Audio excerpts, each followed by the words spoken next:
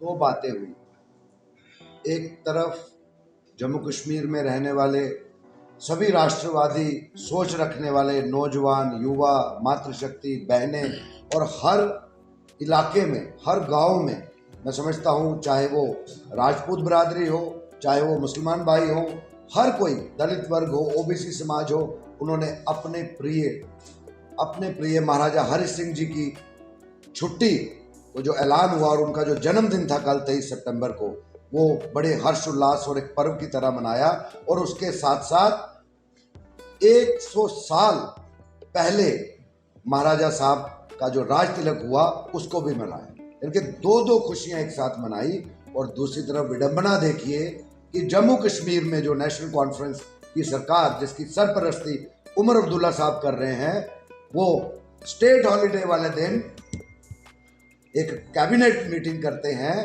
उनसे कोई पूछे कि अगर आपने कैबिनेट मीटिंग भी की तो इतनी क्या इमरजेंसी थी कि आप महाराजा साहब को ट्रिब्यूट देने के बजाय एक कैबिनेट मीटिंग होल्ड कर रहे हैं। और वो कैबिनेट मीटिंग में भी कोई ऐसा एजेंडा नहीं था जिसको हम कह सकें, जिसको हम उस कैबिनेट मीटिंग को जायज ठहरा सकें कि 23 सितंबर जिस दिन महाराजा साहब का जन्म जयंती मनाई जाती है उसी दिन आप करते हैं। और अगर आप करते भी हैं तो मजा तब था कि अगर नेशनल कॉन्फ्रेंस के ये सरपरस्त और जम्मू कश्मीर के चीफ मिनिस्टर कैबिनेट की शुरुआती पे ही महाराजा हरि सिंह जी को एक श्रद्धांजलि, एक ट्रिब्यूट देते। एक लफ्ज तक नहीं उनके मुंह से निकला, ना ही उनके कैबिनेट में बैठे मंत्रियों का निकला। बड़े अफसोस से कहना पड़ता है, जैसे डॉक्टर अभिजीत जसरोटिया जी ने भी पूरी इतिहास को के पन्नों को फरोल के सामने लाया, डॉक्टर ताहिर साहब ने भी बात कही है कि किस तरह महाराजा हरि सिंह जी इतने सेकुलर थे। जो काम उन्होंने अपने कार्यकाल में किए, उन्होंने प्रजा सभा का जो है वो एस्टेब्लिश की अपने कार्यकाल में। मुझे बताइए पूरे विश्व में, पूरे हिंदुस्तान में कोई ऐसा राजा या महाराजा बता दीजिए जिसने अपनी मोनार्की के अलावा भी आम लोगों को सुनने के लिए प्रजा सभा बनाई। ऐसे महाराजा के लिए मैं समझता हूं, भारतीय जनता पार्टी समझती है कि जिस तरीके से उमर अब्दुल्ला जी ने कैबिनेट मीटिंग की, वहां पे चेयर की है मीटिंग कश्मीर में, ये एक डिसऑनर है, एक डिसरिगार्ड है हमारे महाराजा। और एक और वजह उमर साहब और उनकी गवर्नमेंट और कुछ कश्मीर के पॉलिटिकल लीडर्स, मैं गुरेज नहीं करूंगा, जितने भी हैं, एक तरफ ये सब दुहाई दे रहे हैं, सेंटर के आगे मांग कर रहे हैं कि हमें स्टेटहुड वापस चाहिए, और बार बार जम्मू में आके वोट बैंक पॉलिटिक्स के लिए कहते हैं कि आपके महाराजा, हमारे महाराजा ने ऐसे कानून लाए तो जो अब हमसे निकलते जा रहे हैं। ऐसे महाराजा के लिए इतनी राजनीति इलेक्शनों में, क्या बात है उमर अब्दुल्ला और आपकी सरकार और आपकी नेशनल कॉन्फ्रेंस को। और जब बारी रियल सेंस में उनको ट्रिब्यूट्स देने की आती है तो आप उनको भूल जाते हैं। मैं समझता हूं कि महाराजा हरि सिंह जी वो महाराजा थे 26 अक्टूबर को, जिसको अब आने वाले दिनों में इससे भी बेहतर, पूरा जम्मू कश्मीर इससे भी बेहतर विलय दिवस को और धूमधाम से मनाएगा। And I can dare Omar Abdullah and his government कि आप उस दिन भी कैबिनेट करके देखिए, उस दिन भी आप उनको डिसऑनर करके देखिएगा। जनाब, जम्मू कश्मीर की जनता देख रही है, नौजवान देख रहे हैं। आप कब तक अपनी वोट बैंक की पॉलिटिक्स में हमेशा उस सेकुलर महाराजा को, जिस महाराजा के अगेंस्ट एक बहुत बड़ी कॉन्स्पिरेसी आपके दादाजी ने रची थी और एक कम्युनल एंगल देने की कोशिश की थी। मैं समझता हूं कि 26 अक्टूबर वो एक ऐतिहासिक दिन है जब हम सब जम्मू कश्मीर के वासी, और जम्मू कश्मीर कौन सा जम्मू कश्मीर जिसमें आज पाक अधिकृत कश्मीर भी उसमें शामिल था, गिलगित करतू बाल्टिस्तान भी उसमें शामिल थे, जो इंस्ट्रूमेंट ऑफ एक्सेशन जो साइन किया गया था, उसमें हम सभी वी द प्राउड इंडियन कहने का हमें सौभाग्य प्राप्त हुआ। मैं कहा था कि आज का विषय बहुत इंपॉर्टेंट है। महाराजा हरि सिंह जी की सबसे बड़ी बात यह है कि आज हम सभी लोग हिंदुस्तान में रहते हैं। हम लोग फख्र से कहते हैं कि हम लोग भारत देश में रहते हैं।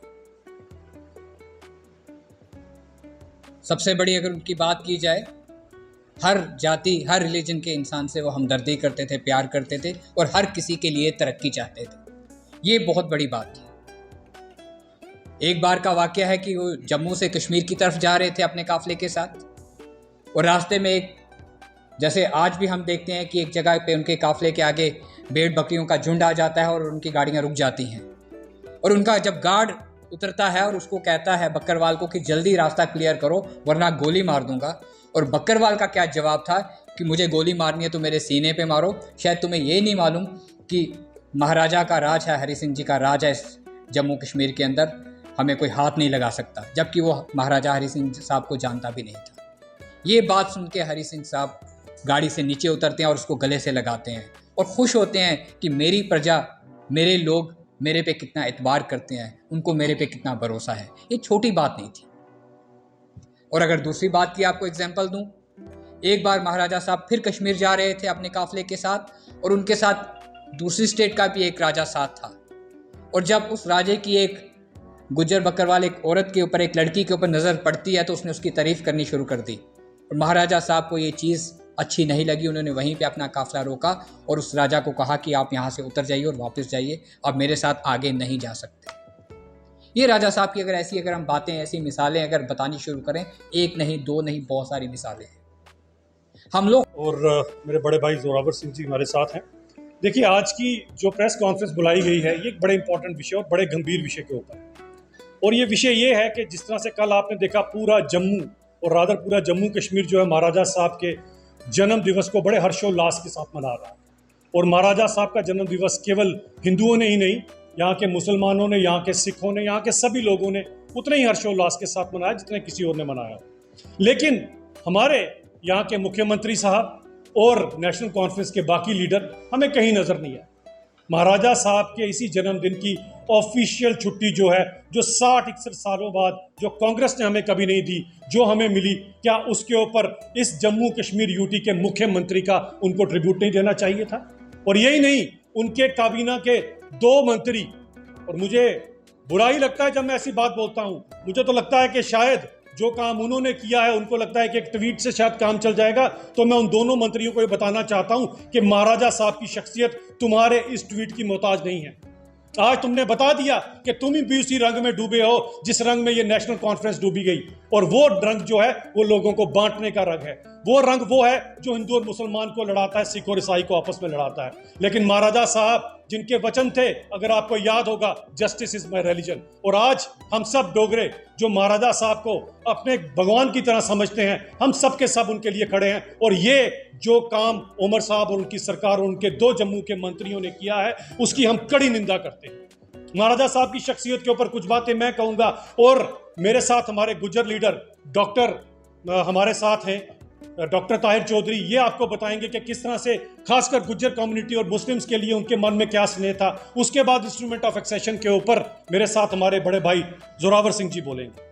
तो महाराजा साहब के बारे में अगर मैं बात कहूं, आज अगर हम सबके सब लोग हिंदुस्तानी हैं तो केवल महाराजा साहब की वजह से हैं। वरना अगर आप पुराने बुजुर्गों से पूछोगे कश्मीर के, तो वो आज भी आपको बताएंगे कि शेख साहब उस समय चंदा इकट्ठा किया करते थे और ये कहा करते थे कि मैं यहाँ पाकिस्तान बनाऊंगा।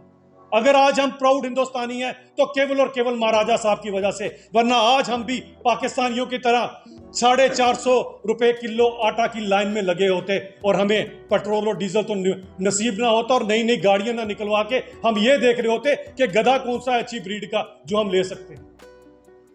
ये महाराजा साहब की वजह से आज हम लोग इस हिंदुस्तान में हैं और हमारे पास हर वो चीज है जो किसी भी अच्छे देश के नागरिक के पास होती है।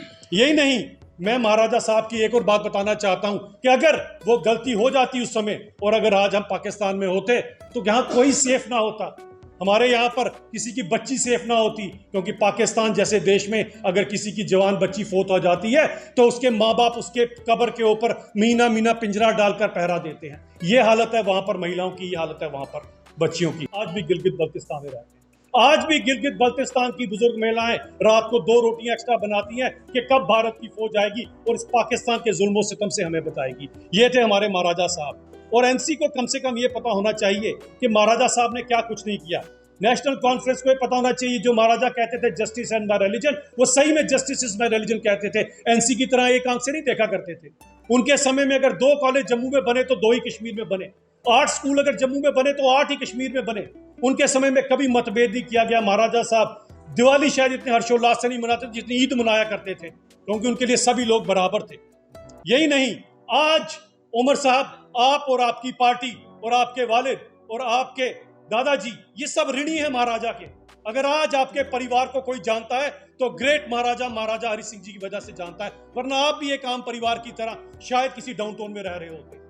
उसका कारण यह था कि जो शेख साहब को वजीफा दिया गया था वो महाराजा हरि सिंह ने दिया था पढ़ने के लिए। जिस वजीफे पर पढ़कर जब शेख साहब यहाँ पर आए तो टीचर बने, और उसके बाद आज आपके खानदान को अगर कोई जानता है तो इसी कारण जानता है। तो आप सब ऋणी हैं महाराजा साहब के। अगर आप महाराजा साहब के खिलाफ बात करते हैं या उनके लिए अगर अच्छी बात नहीं करते तो इसे एहसान फरामोशी कहा जाता है उमर साहब, और पंजाबी में से कृतघ्नता भी कहा जाता है। और ये कृतघ्न होना अच्छी बात नहीं, क्योंकि जो आपने कर दिखाया और खासकर कल के ऐतिहासिक दिन पर बताया, आपने बता दिया कि हम अलग हैं और महाराजा साहब और डोगरे अलग हैं। और मैं जब डोगरों की बात कर रहा हूं, मैं केवल हिंदुओं की बात नहीं कर रहा। डोगरा हिंदू भी है, डोगरा मुसलमान भी है, डोगरा सिख भी है। हर वो शख्स डोगरा है जिसका डोगरी बोलने में और डोगरी में पूरे का पूरा विश्वास और अपने महाराजा में विश्वास है। यही नहीं बात है, मैं ये भी बताना चाहता हूं कि महाराजा साहब की शख्सियत कितनी बड़ी थी कि उस जमाने में सर विंस्टन चर्चिल की वार कैबिनेट के मेंबर थे।